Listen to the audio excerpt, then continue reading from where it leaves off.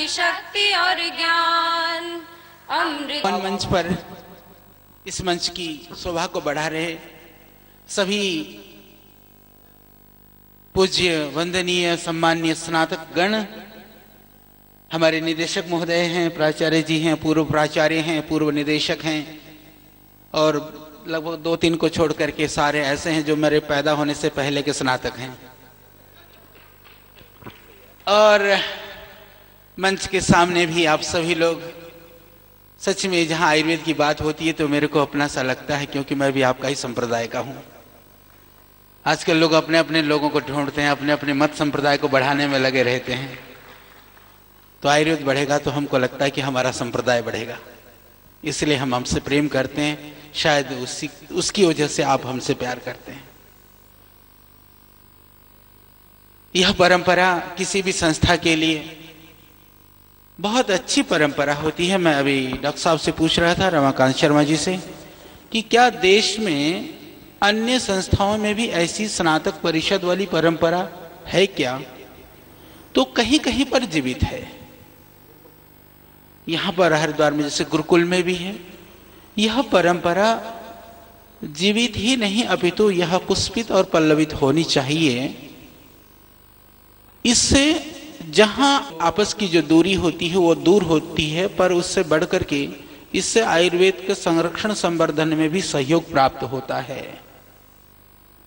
तो यह आप सौभाग्यशाली हैं। विंशति यानी 20वां आपका यह स्नातक परिषद का, स्नातक मिलन का यह कार्यक्रम, यह भी 100 साल, 100 से भी आगे यह निरंतर चलता रहे। अभी 2019 में किसी संस्था के लिए 100 वर्ष पहुंचना, यह भी बहुत गौरव और गर्व की बात होती है। और 14 है तो 19 में आपका 25 वर्ष हो जाएगा स्नातक परिषद का, और संस्था का 100 वर्ष होगा। तो मैं तो अभी से कहता हूं कि आप बहुत पुरजोर से तैयारी करिए और ऐसा करें कि आप, मैं पूछ रहा था कितने स्नातक हैं, अब कुछ तो भगवान को प्यारे भी हो गए हैं क्योंकि 100 साल संस्था को हो गया। तो फिर भी जितने भी हैं अभी से आप ऐसी तैयारी करें। मुझको तो आपसे ज्यादा उत्साह हो रहा है यहाँ से, तो अभी से यह कमर कस लें कि एक एक व्यक्ति जो है वो जितने टोटल स्नातक हैं इस देश में सबके हिस्से में बांट दें और सभी लोग उतने लोगों को ले करके आए। ऐसा भव्य कार्यक्रम का आयोजन हो तो उसकी तैयारी आप अभी से कर दें। जहां तक रही हमारी भूमिका, हमसे जो बन पाएगा, जो आप लोग कहेंगे, हम तो तैयार हैं आयुर्वेद के लिए करने के लिए। और अभी ऐसा समय भी आया है, सदियों के बाद, हम ये कह सकते हैं कि सदियों के बाद नहीं अपितु सहस्र वर्ष के बाद आज भारत में भारतीय जो संस्कृति है, परंपरा है, आयुर्वेद है, हमको ऐसा लगता है कि अब उसके दिन जो है वो बदलने वाले हैं, उनके अच्छे दिन आने वाले हैं, ऐसा दिखाई दे रहा है।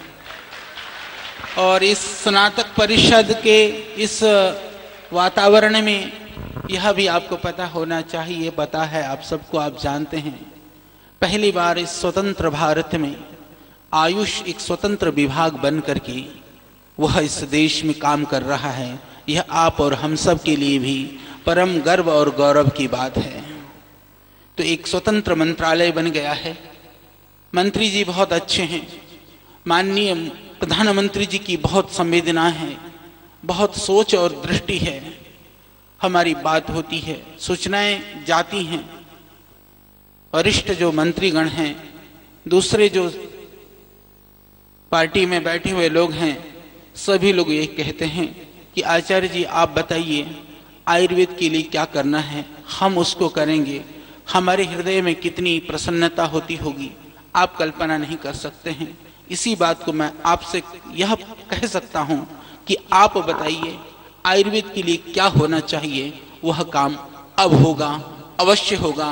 और यदि हम चूक गए, मैं उसके साथ साथ में यह भी आपसे निवेदन करना चाहता हूं, क्योंकि बाहर से भी हमारे कुछ स्नातक भाई यहाँ पर पधारे हैं। डॉक्टर जोशी जी बैठे हुए हैं, इन्होंने मर्म चिकित्सा को, आयुर्वेद की एक विधा को प्रतिष्ठापित किया है बहुत बड़े स्तर पर। अन्य भी स्नातक अलग अलग फील्ड में, क्योंकि पौधे एक नर्सरी में तैयार होते हैं, पर वो पौधे जब वृक्ष बन जाते हैं तो भांति भांति के पुष्प और फल उसमें आते हैं। तो इस नर्सरी के तैयार पौधे देश देशांतर में विविध तरह के आप सुगंधि से सुशोभित सुवासित होकर के औरों को सुगंधित कर रहे हैं। तो सारी विधाओं को अब हमको ये करने की आवश्यकता है। जिस क्षेत्र में आपकी प्रवीणता है उस प्रवीणता को किस तरह से आयुर्वेद के माध्यम से हम देश दुनिया में पहुंचा सकते हैं।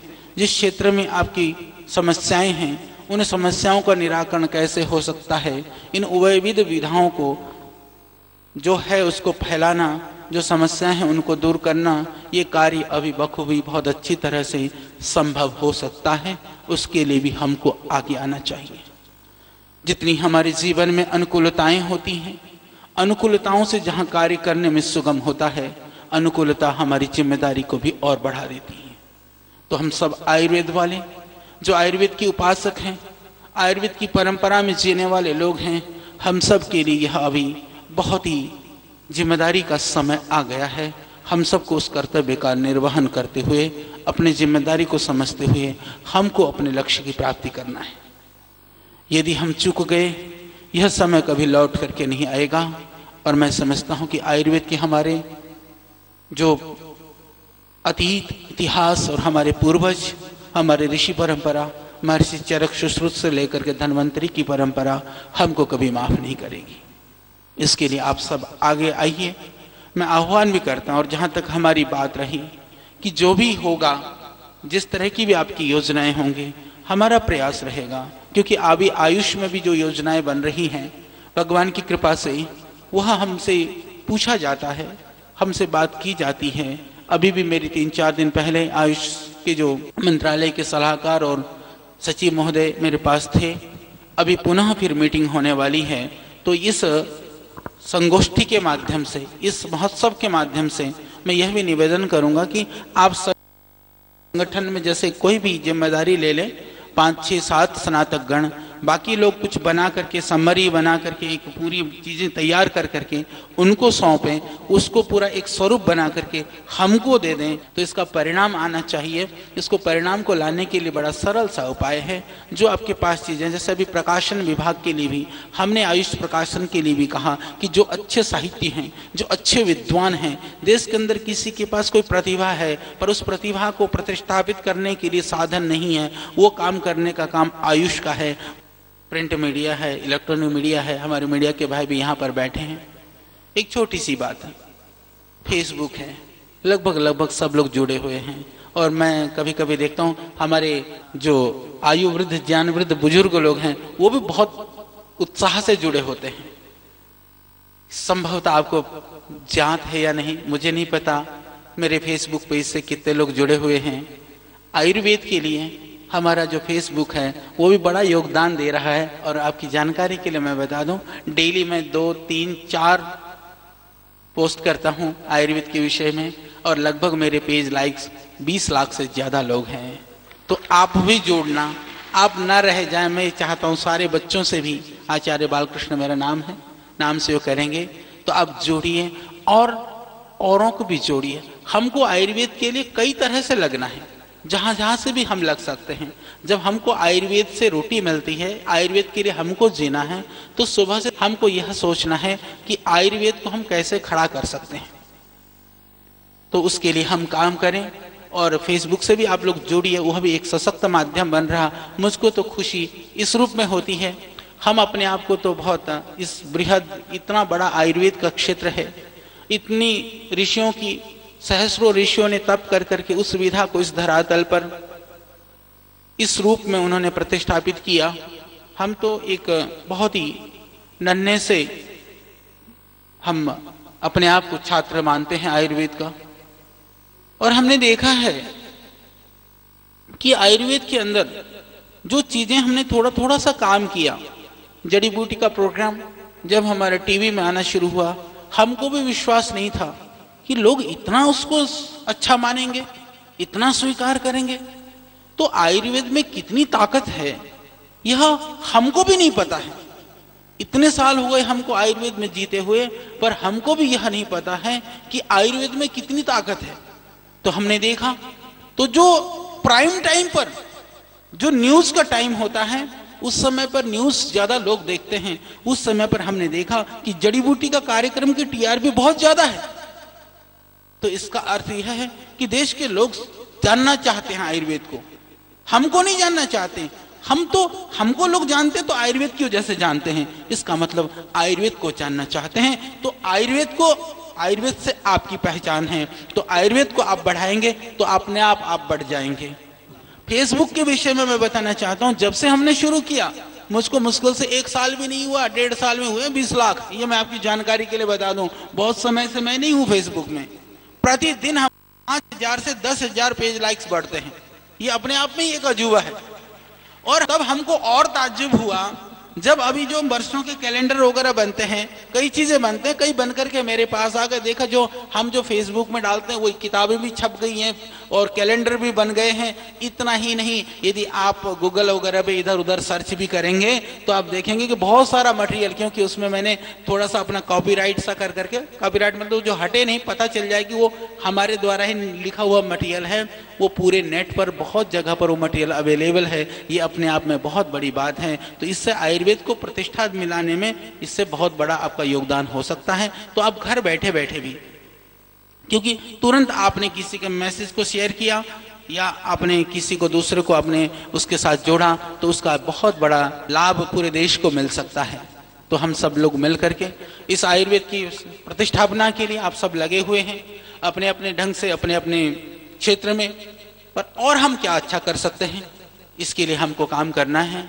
और मैं इसीलिए यहाँ आता हूँ। मुझे आकर के बड़ा अच्छा लगता है। जो आपकी हमारी जो भावनाएं हैं, जो आप सबका प्यार है, वह निश्चित रूप से हमको और काम करने के लिए प्रेरित करता है कि जो हमने किया है उससे भी बहुत कहीं ज्यादा हमको अभी काम करना है। हम अनवरत कार्य में लगे हुए हैं। कहीं कमी रह जाए, त्रुटि रह जाए तो आप सूचित कर दें कि नहीं, इस कार्य को इस तरह से करने से और अच्छा हो सकता है। तो हम और भी सुधार कर करके काम करने के लिए भी तैयार हैं। 3 साल पहले मैं आया था, उस समय पर एक बात हुई थी।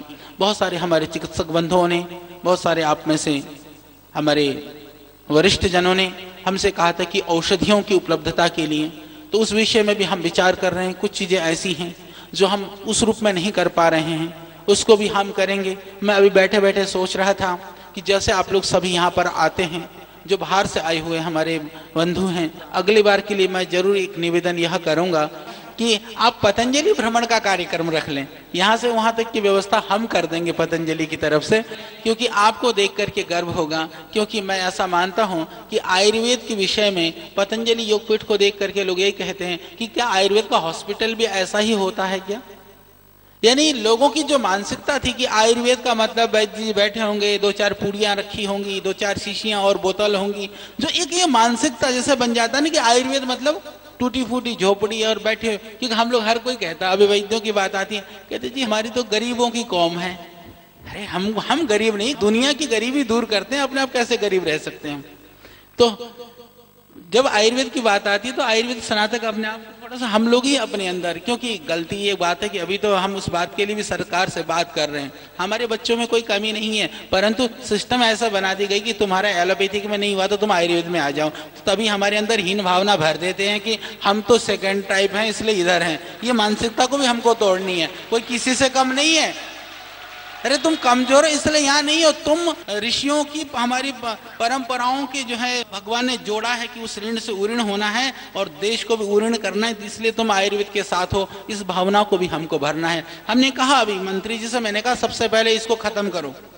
जो परीक्षा का पैटर्न है, पहले से बच्चा मानसिकता बना ले कि मुझे आयुर्वेद में जाना है, मुझको आयुर्वेद पढ़ना है। ऐसे मानसिकता वालों को आयुर्वेद में ले आओ। ये मत करो कि एलोपैथिक में नहीं हुआ इसलिए हम आयुर्वेद में आ रहे हैं, क्योंकि उससे बच्चों के अंदर कहीं ना कहीं एक हीन भावना भर जाती है। तो हम दीनहीन नहीं हैं। हम इस ऋषि परंपरा के, जो सृष्टि के आदि से दुनिया को जो जीवन देने वाली परंपरा है, उसके संवाहक हैं। यह हमारे अंदर भी स्वाभिमान होना चाहिए। हमारे अंदर स्वाभिमान होगा तो दुनिया हमारे पास होगी, कहीं जा नहीं सकती है। तो पतंजलि ने स्वयं जो कार्य किया है वो तो अपनी जगह पर है, जितना भी कर पाया हम कर रहे हैं, परंतु पतंजलि ने कार्य से बढ़कर के पूरी दुनिया को संदेश देने का काम किया है कि आयुर्वेद भी ऐसा सुंदर हो सकता है। यह बड़ा उदाहरण है। लोग आते हैं, वहां की सफाई व्यवस्था देखते हैं, वहां की व्यवस्थाएं देखते हैं, उस भवन को देखते हैं, तो लोगों को लगता है कि हाँ आयुर्वेद में भी कोई दम है।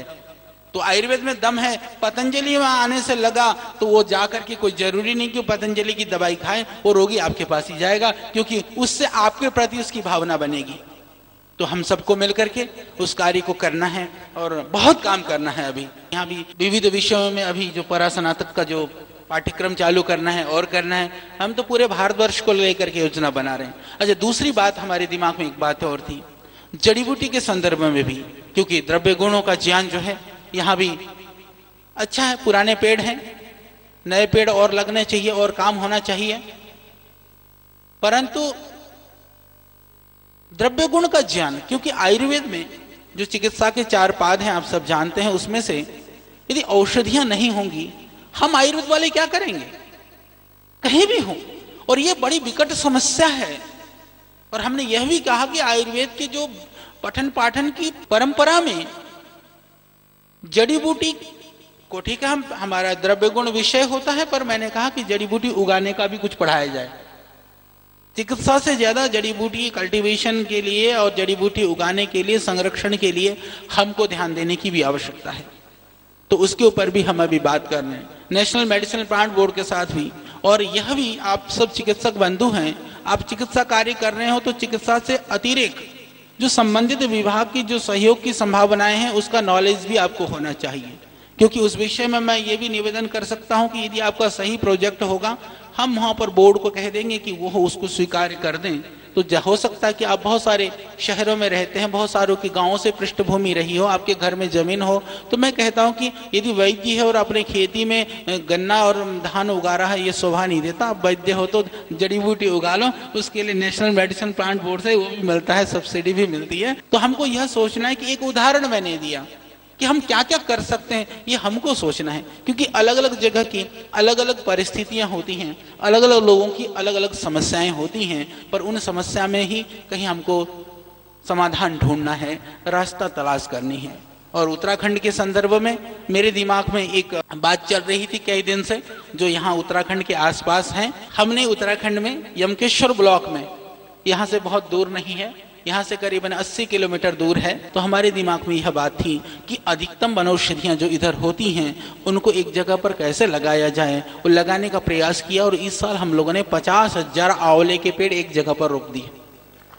ये अपने आप में, बाकी भी हैं बहुत सारे औषधीय पौधे हैं जंगल के रूप में भी। और आप देखेंगे तो आने वाले 3-4 समय 2000 जो अभी 19 की आप बात कर रहे हैं, तो 2019 में आप यहाँ तैयार कर दीजिए और उधर की तैयारी मैं करूँगा, तो उस समय 2019 तक तो मुझको लगता है जड़ी बूटी के संदर्भ में एक आपको स्वर्ग जैसा हम वहाँ बनाने का प्रयास करेंगे। क्योंकि वह जगह भी बहुत है, पहाड़ के हिसाब से देखा जाए तो वो 200 एकड़ से ज़्यादा जमीन है। यानी 200 एकड़ का मतलब होता है पहाड़ों में 4000 नाली, तो इकट्ठी इतनी जगह होना भी बहुत कठिन काम था। ये परमात्मा की व्यवस्था है।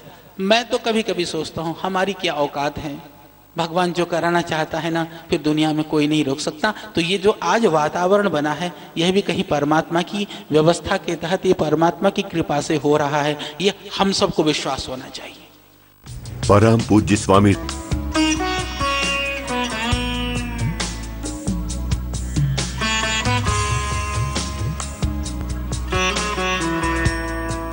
प्रभु का विश्वास हमको उत्साह देता है, परमात्मा पर विश्वास हमको शक्ति देता है। यदि हम भगवान को समर्पित करते हुए काम करते हैं तो बाधाएं हमको कभी भी हमारे रास्ते को नहीं रोक सकती हैं। तो हमको बहुत सबको मिलकर के काम करना है। और पतंजलि में बहुत सारे काम हो रहे हैं, क्योंकि मैं चर्चा करूंगा तो ऐसा लगेगा कि प्रचार तो नहीं कर रहा हूं, पर आपकी खुशी के लिए, क्योंकि आप सबको देखता हूं तो मुझको उत्साह प्राप्त होता है। और आपसे नहीं शेयर करेंगे तो हम किसके पास जाएंगे। आयुर्वेद की बात तो आयुर्वेद में जीने वाले लोग ज़्यादा समझ सकते हैं। मुझको याद है डॉक्टर जोशी जी से, क्योंकि मेरा बहुत प्यार है, ये आज इनको देख करके एक बात मुझको याद आई। ये बात होगी लगभग 2002 या 2003 की बात है। ये मेरे पास आए, इन्होंने एक लिस्ट लेकर के आए पेड़ पौधों का, संस्कृत भाषा में जो नामों का संग्रह, इनको शायद याद हो या ना हो, लगभग उसमें 500-600 पौधों का संस्कृत में जो अलग अलग निघंटुओं में जो नाम संग्रह है वो लेकर के आए। आचार्य जी ये क्रम बनाने में कहीं काम आएगा। संभवतः 400-500 पौधों के 2-2.5 हजार नाम थे, वो लेकर के आए थे।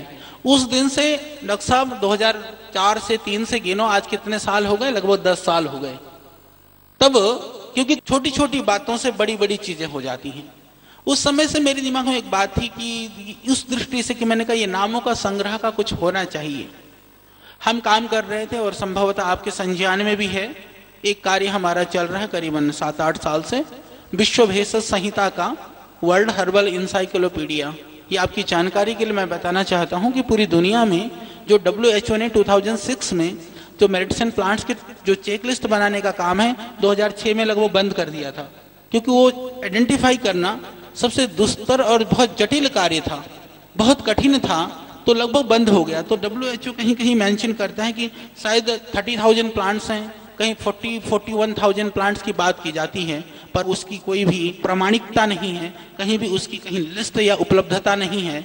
पर मैं आपको खुशी से ये बात बताना चाहता हूँ कि पूरी दुनिया के अंदर जैसे हमारी आयुर्वेदिक पद्धति है, उसी तरह से पूरी दुनिया के अंदर 60 से ज़्यादा पद्धतियाँ काम करती हैं जो जड़ी बूटी आश्रित चिकित्सा पर काम करती हैं। उन सारी पद्धतियों में जितने भी वनौषधियाँ जड़ी बूटियाँ प्रयुक्त होती हैं, उन सबको मिला करके लगभग अभी 55,000 पौधों का अभी हमारे पास डाटा तैयार हो चुका है।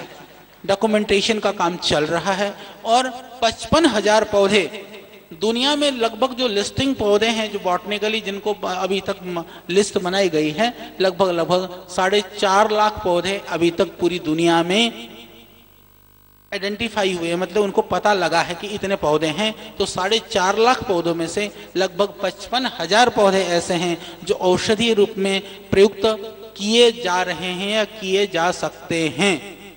दोनों तरह की लिस्ट पूरी प्रामाणिकता के साथ में वह कार्य भी इस हरिद्वार नगरी से होगा और आयुर्वेद की परंपरा से होकर के धरती की सारी जड़ी बूटी वाली परंपरा में जाएगा, क्योंकि चाइनीज लोगों ने बहुत काम किया हुआ है। इसको मेरे को कहते हुए बड़ी अंदर पीड़ा होती है कि हिंदुस्तान में इस तरह का कोई कार्य नहीं हुआ है और बहुत छोटे लेवल पर हुआ जो भी हुआ, क्योंकि आपको पता है जो हो रहा है, क्योंकि सब आप जड़ी बूटी से आयुर्वेद से जुड़े हुए लोग हैं। चाइनीज लोगों ने लगभग 10,000 पौधों के ऊपर काफी काम किया है और मैं आपको बताऊं कि अमेरिका के अंदर उससे भी ज्यादा काम हुआ है। यूएस गवर्नमेंट अभी एलोपैथिक दवाइयां फेल होती जा रही हैं, आप सब जानते हैं, एंटीबायोटिक्स फेल हो रही हैं। उनका जो सिद्धांत था एंटीबायोटिक्स वाला, वो सिद्धांत फेल हो गया। पहले मानते थे कि जितने भी बीमारियां हैं वो जीवाणु विषाणु जन्य ही बीमारी मानते थे, अब वो सिद्धांत ही फेल हो रहा है। तो जब मूल ही गड़बड़ हो गया, आयुर्वेद का ना सिद्धांत कभी फेल हुआ न कभी सिद्धांत फेल होगा। इसलिए हम सदियों से हैं, जब से सृष्टि है तब से है, और मैं आपको कहूं कि जब से सृष्टि है तब तक हम रहने वाले हैं। चाहे कितनी विधाएं आए, कितनी विधाएं जाएं, हम कभी खत्म होने वाले नहीं हैं। तो हमको जरूरत है कि उस विधा को थोड़ा सा पोषित करने की, समय के हिसाब से वो क्षीण ना पड़ जाए। तो यह कार्य आयुर्वेद की परंपरा से होने से सबसे बड़ी बात यह होगी। दुनिया में मैं अभी ढूंढ रहा था, काम कर रहा था, मेरे पास लगभग आपकी जानकारी के लिए बता दूं, सिर्फ लेखन कार्यों के लिए जो सिर्फ लिखने का काम करते हैं, मैं पेंटिंग्स भी, रॉक्सबर्ग ने लगभग 4-5 हजार पौधों की पेंटिंग बनाया था 18वीं सदी में। अभी परसों मेरे पास एक साइंटिस्ट आया था क्यू गार्डन से, डॉक्टर मार्क वाटसन। वो देख करके वो अचंभित रह गया, उसकी आंखें खुली की खुली रह गई, क्योंकि मैं लगभग 7,000 पेंटिंग्स जड़ी बूटियों का बना चुका हूं। मेरे को ड्राइंग करनी नहीं आती, पर मैं लगा करके रखता हूं। मैंने भारतवर्ष के टॉप लेवल के जो कलाकार हैं, जो आर्टिस्ट हैं, उनसे वह कार्य चल रहा है। हमारा लक्ष्य है कि कम से कम हम 15,000 पेंटिंग तो हम बनाएंगे ही बनाएंगे। कैनवास के ऊपर काम चल रहा है और आप सबके लिए खुशी की बात ये होगी, वो हमारा टारगेट है कि हम अगले साल तक पूरा कर दें, क्योंकि हमको जो भी सोचता है सिर्फ आयुर्वेद के लिए सोचता है। सच मानिए, सोते सोते भी मैं आयुर्वेद की योजना बना रहा होता हूँ, नींद में भी वही दिखती है। अभी भी उठ करके कभी कभी जगने के बाद मैं लिखता हूँ कि नई आइडिया, नई चीजें आ गई। तो भारतवर्ष में पहला आयुर्वेदिक संग्रहालय है, व्यवस्थित रूप से बहुत बृहद रूप में भी पतंजलि में निर्माण कार्य चल रहा है। वो साल भर के अंदर आपको देखने को मिलेगा। यह अपने आप के लिए, आयुर्वेद वालों के लिए बहुत गर्व और गौरव की बात होगी। जड़ी बूटी के संदर्भ में भी जितना अधिकतम जड़ी बूटियां थोड़ी जगह पर हम प्रयास कर रहे हैं कि उसको दर्शनीय स्थल के रूप में, क्योंकि आजकल पर्यटन और तीर्थाटन टूरिज्म की बात ज्यादा होती है, तो लोग आए तो लोगों का ज्ञान भी बढ़े, रुचि भी बढ़े और आयुर्वेद के प्रति एक भावना लेकर के हरिद्वार से जाएं, हमारा यह लक्ष्य है। उसके लिए भी हम लग रहे हैं। तो वर्ल्ड हर्बल इंसाइक्लोपीडिया का काम बहुत बड़े स्तर पर चल रहा है। जो दूसरी बात मैं कह रहा था डॉक्टर साहब का नाम लेकर के, वो था कि आयुर्वेद में ये बहुत कठिन काम था। हम पढ़ रहे हैं, जैसे वेदों में भी बहुत सारे औषधियों का, वनौषधियों के नाम हैं। हम हालांकि 3 वेदों में बात करते हैं, वनौषधि की बात की गई है। आपकी जानकारी के लिए बता दूं, 4 वेदों में ही जड़ी बूटियों का वर्णन है। और वेदों के अतिरिक्त जितने भी साहित्य हैं, कहीं ना कहीं किसी न किसी रूप में कालिदास जी ने भी लिख दिया, दूसरों ने भी लिख दिया, पुराणों में भी लिख दिया, कई जगह पर वर्णन है। जब हमको आयुर्वेद जानना हो, हमको पढ़ना हो, हमारे लिए ही दुर्गम हो जाता है कि हम कैसे पढ़ें।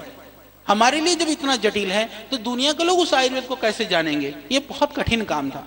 तो विविध शास्त्रों में जहां जहां पर भी आयुर्वेद के विषय में किसी भी पौधे के संदर्भ में जो भी वर्णन है, हमने एक जगह पर लाने का प्रयास किया।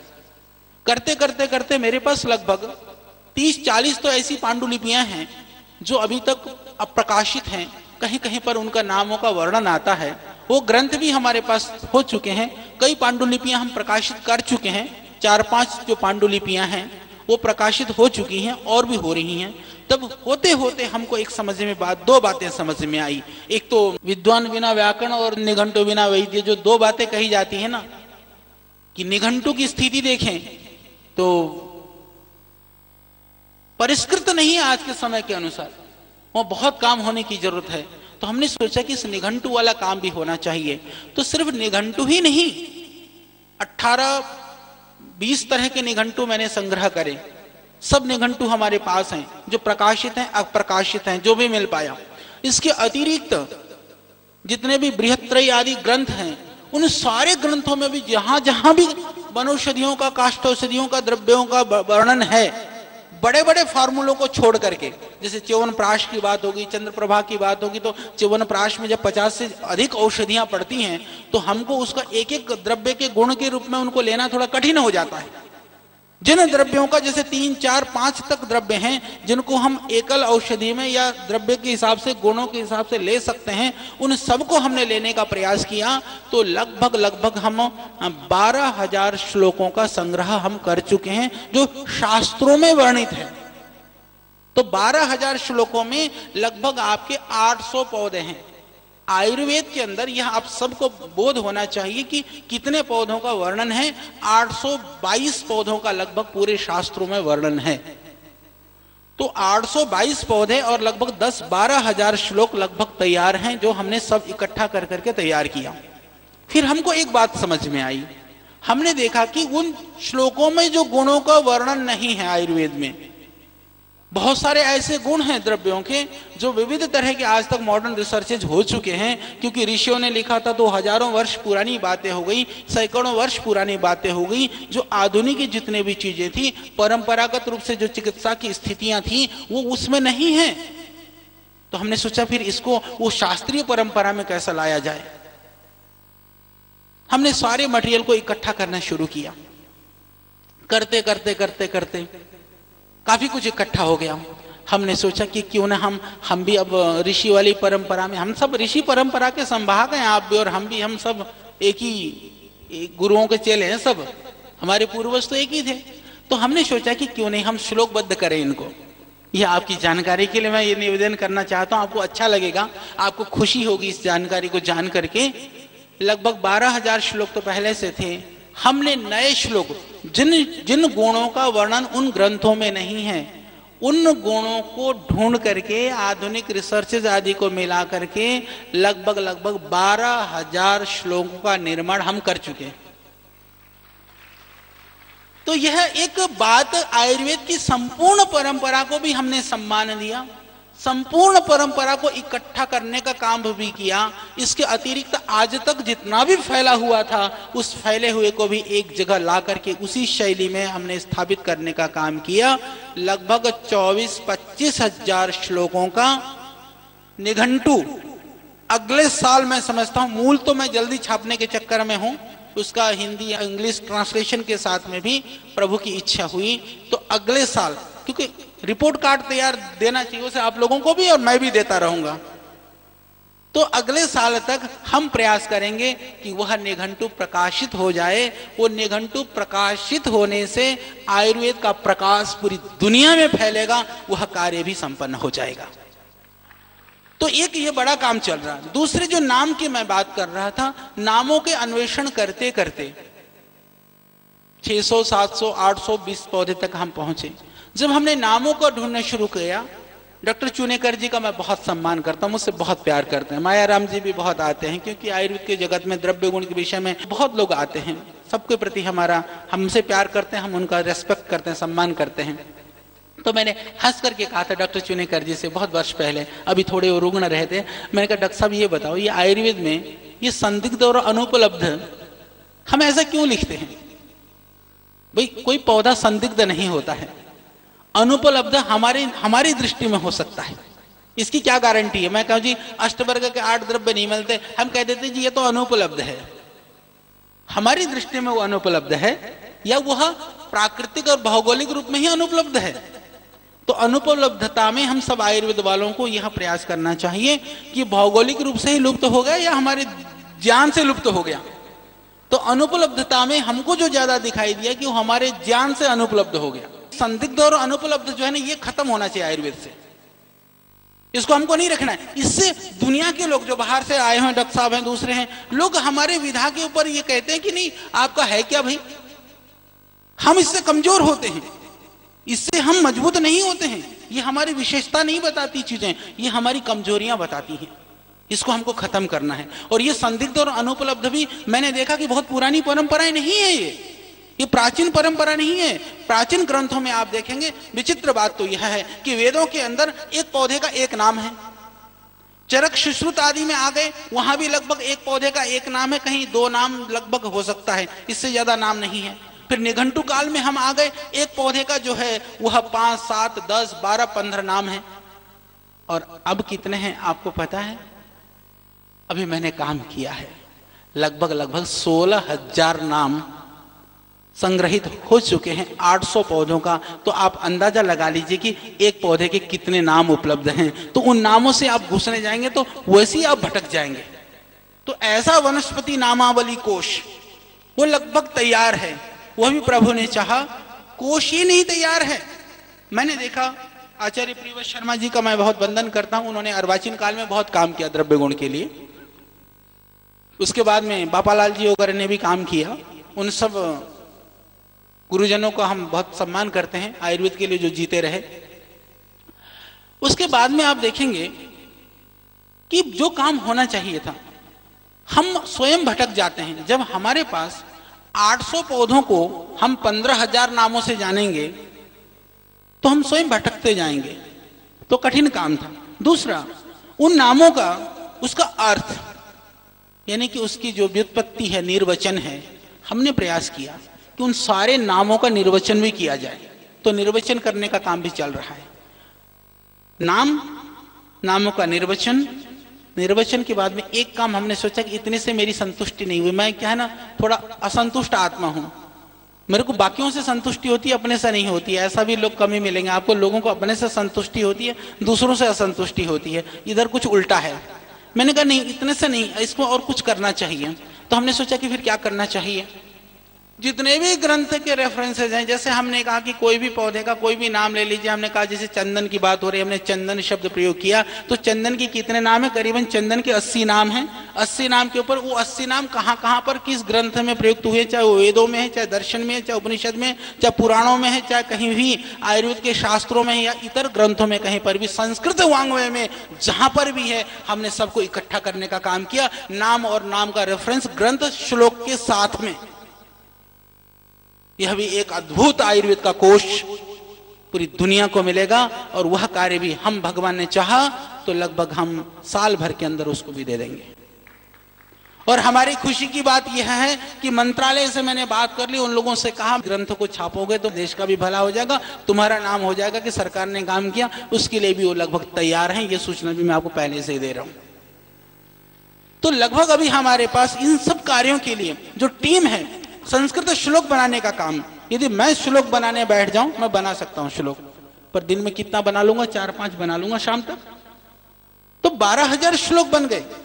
मुझको इस बात के लिए थोड़ी सी पीड़ा होती है, क्षमा करिएगा, उसमें मैं आपको दोषी तो नहीं कह रहा हूं। मेरे यंग जवान बच्चे बैठे, मेरे यहाँ भी आयुर्वेदिक कॉलेज चलता है, हमारे यहाँ भी प्रोफेसर्स हैं, हमारे यहाँ भी लेक्चरर हैं, सब हैं।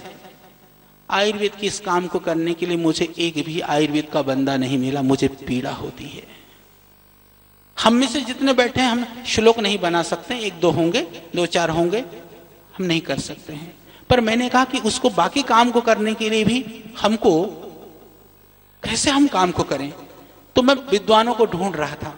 मैं साउथ ऑफ इंडिया गया, मैं बनारस गया, जहां भी मुझको पता चला, कोई कहते हैं जी ये साहित्य के यूं दड़ादड़ श्लोक बना देते हैं, क्योंकि भाषा ज्ञान होना भी कठिन होता है, तो सब काम नहीं कर सकते हैं। हम बोल सकते हैं हिंदी में कविता थोड़ी सारे बना देंगे, कुछ लोग हो सकता है बहुत सुंदर बनाते हो, तो ये कठिन काम था। तो ढूंढते ढूंढते ढूंढते मैंने कई विद्वान जो भी मिलता था, मैं ये कहता था कि मेरे को संस्कृत में श्लोक बनाना है, वो भी आयुर्वेद के ऊपर। तो कल्पना के श्लोक बना लेना सरल रहता है, कविता करनी है ना, मन में आया कविता बना ली, पर किसी भी टॉपिक के ऊपर, किसी पर्टिकुलर एक सब्जेक्ट के ऊपर हमको करना है, हमको ना इधर जाना है ना उधर जाना है, एकदम लकीर में उस बात को कहनी है, कम शब्दों में कहना है और ऋषि शैली में कहना है, ये बहुत कठिन काम होता है। तो ढूंढ रहा था, बहुत लोग आए, बहुत गए, सबको बुलाया। इसलिए मैं कहता हूं परमात्मा काम करता है। बनारस में ही एक मेरे को ऐसे विद्वान मिले, वो पढ़ाते हैं पूर्व मीमांसा, श्लोकोवा हम बना देंगे, उनके लिए श्लोक भी श्लोकोवा है, बनारस में तो ऐसे ही बोलते हैं। मैं कहा जी ठीक है, श्लोकोवा ही बनाना है मुझको, आप कर दो जरा सा। तो वो लग गए। मैंने कहा पढ़ाते क्या हो गुरुजी? बोले जी मैं पूर्व मीमांसा पढ़ाता हूँ, क्योंकि किसी विद्वान के थ्रू आए थे। फिर हमको थोड़ी संस्कृत आती, हमने कहा हम भी अपनी विद्वता झाड़ें। अच्छा, बोलने की थोड़ी बहुत आदत हमको है, हम गुरुकुल में यही था कि हमको संस्कृत में बोलना पड़ता था, तो मैंने देखा कि उनसे बढ़िया तो फर्राटेदार संस्कृत मैं बोल रहा हूँ, तो मुझको डाउट हो गया कहीं। तो डाउट होने में कौन सा देर लगता है, हम किसी के ऊपर भी डाउट कर सकते हैं, तो सरल काम है। तो मैंने भी डाउट कर लिया, मैंने सोचा करेंगे क्या, तो मुझको लगा कि परीक्षा तो लेनी चाहिए, विद्वान आदमी इतने दूर से आए हैं। हमने फिर उठा करके, आपको पता होगा एक आयुर्वेद सिद्धांत रहस्य हमारी पुस्तक है, उसका मैंने भूमिका को फोटोकॉपी मारा। मैंने कहा गुरुजी ये भूमिका को ना कल श्लोक बना के दे दो मेरे को जरा। आप दे दिए रात को, और बड़ा मूढ़ी टाइप आदमी है, तो दूसरे दिन ले आए तो 25-30 श्लोक बना कर लेके आए सवेरे सवेरे। बड़ा हमारा मूड हो ही गवा, रात को हुआ 10 बजे, तो रात को उठ करके हमने लिख दिया। उनका मन करे तो 2 घंटा लगता है। तो मैंने कहा भगवान ने ठीक आदमी भेज दिया। तो हिंदी में लिखता रहा, रात भर मेरी टीम को लगाता रहा, हम तैयार करते रहे मटेरियल, क्योंकि फिर उसको वो श्लोक बनाते रहे, हम उसको चेक करते रहे, क्योंकि आयुर्वेद के सिद्धांत की हानि नहीं होनी चाहिए, जो परंपराएं हैं उनकी हानि भी नहीं होनी चाहिए। कभी कभी काम में हम ऐसा कर लेते हैं ना, हम ठप्पा तो लगाने के लिए लगा लेते हैं परंपराओं की, पर हम परंपरा से थोड़े दूर हो जाते हैं, हमको नहीं हटना था वहां से। तो यह कार्य, ये आपके लिए, हम सब के लिए गर्व की बात है। तो इसलिए हम कहते हैं कि परमात्मा काम कराता है, क्योंकि मुझको जब श्लोक सारे तब ढूंढने में लगा हुआ था सब श्लोकों को, तो 12,000 श्लोक बन गए, हमको पता ही नहीं चला। आज उन श्लोकों को देखता हूं, इतना चट्टा लगा हुआ मेरे पास लगा हुआ है, मेरे को ताज्जुब होता है, हमको अविश्वास होता है। पता नहीं दुनिया को विश्वास हो ना हो, कार्य हो चुका है। तो नामकरण वाला कार्य, जो नामकरण वाले आयुर्वेद वनौषधि कोश, उद्धरण, संदर्भ, श्लोक, उनके ग्रंथों के उद्धरणों के साथ में वह हम देने वाले हैं। वो करीबन शायद 3,000 पृष्ठ से ज्यादा का वो होगा शब्दकोश के रूप में भी। और इसी तरह से यह निघंटु, आधुनिक निघंटु, एक तरह से मैं कहूँ कि आज तक का जो कुछ भी जड़ी बूटी के ऊपर आयुर्वेद में है, सबको आप एक ही जगह पर मिलेगा, आपको अन्यत्र इधर उधर नहीं ढूंढना पड़ेगा। क्योंकि हमारा लक्ष्य यह है कि बाकी लोग नया काम करें, पुराना अब किसी को करने की जरूरत नहीं है, वो हमने एक जगह पर ढूंढ के रख दिया है। तो ये काम हो रहा है, ये आपके संचान के लिए विश्व भेषज संहिता के माध्यम से जो हमारी सोच है, क्योंकि दुनिया में 60 से ज्यादा पद्धतियां हैं। और एक विचित्र बात बताना चाहता हूं, हम मानते हैं कि हमारा आयुर्वेद शाश्वत है, अनादि है, वह जब से सृष्टि है तब से हमारी विधा है। आप भी मानते हो, मैं भी मानता हूं। जब हम बच्चों को पढ़ाते हैं ना, तब हम क्या पढ़ाते हैं इतिहास में? हम आयुर्वेद का इतिहास पढ़ाते हैं।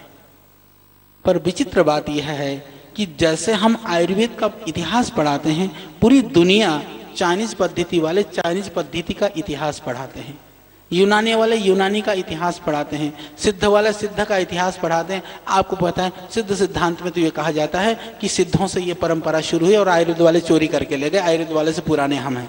जब भारतवर्ष में ये मान्यता पढ़ाई जाती है तो विदेश वाले भी ऐसा ही कहते हैं। हमको पीड़ा होती थी क्योंकि आयुर्वेद को तो हम तो जड़ी बूटी मतलब आयुर्वेद, आयुर्वेद मतलब जड़ी बूटी, हम दूसरी पद्धति को अपने से आगे कैसे देख सकते थे। तो पर हमारे पास कोई साधन नहीं है। दूसरे लोग बहुत काम कर चुके हैं, उन्होंने अपनी बात को सिद्ध करने के लिए बहुत कुछ दुनिया में, हम चाहे माने ना माने, हमको पता होने ना होने से सूर्योदय हो रहा है या नहीं हो रहा है उससे कोई माने फर्क नहीं पड़ता। सुबह सूर्योदय हुआ, हमको पता चला तो हमारा सौभाग्य, नहीं हुआ तो सूर्य तो अपना काम कर रहा है। इसी तरह से दुनिया की पद्धतियां बहुत आगे बढ़ चुकी हैं, बहुत सारा काम हो रहा है। हम ये कह करके बाद में संतुष्ट होकर के नहीं बैठ सकते हैं कि जी हमको तो पता ही नहीं था। अरे आपको तो पता नहीं था, होने वाला काम तो हो चुका है, तो वो बहुत सारा काम हो चुका है। उन पद्धतियों में यह सिद्ध कर चुके हैं वो लोग। वो कहते हैं कि सबसे पुरानी पद्धतियां हमारी है, फॉसिल्स का जो प्लांट है जिनको बायोलोबा जिसको बोलते हैं, तो वो कहते हैं कि ये फॉसिल्स प्लांट हमारा सबसे पहला औषधीय पौधा है और इतने हजार साल पहले वो प्लांट्स का भी डीएनए निकाल लिया उन्होंने, अपनी पद्धति को इतना पुराना सिद्ध कर लिया। हमारे पास सब कुछ होकर के हम उसको सिद्ध नहीं कर पाए। इतिहास वह नहीं होता है जो हम मानते हैं। हम अपने लिए हो सकता है, दूसरे को मनाने के लिए हमको इतिहास को सिद्ध करना पड़ता है। तो अब सिर्फ आयुर्वेद की मानने की बात नहीं है, अब हमको आयुर्वेद को सिद्ध भी करना है, कई तरह से सिद्ध करना है। तो उसको करने के लिए हमने सोचा कि हमको क्या करना चाहिए। फिर मैंने जड़ी बूटियों का इतिहास इसको लिखने का प्रयास किया।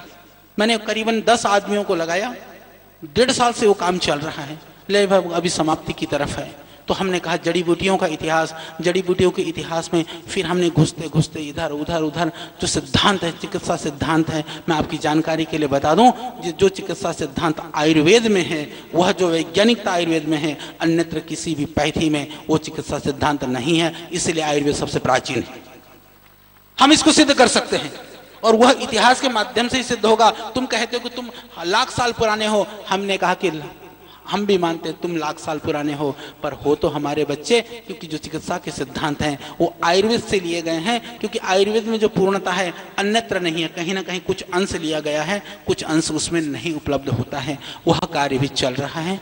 तो मुझे बहुत प्रसन्नता है आपके बीच में आकर के अपनी बात सुनाने पर।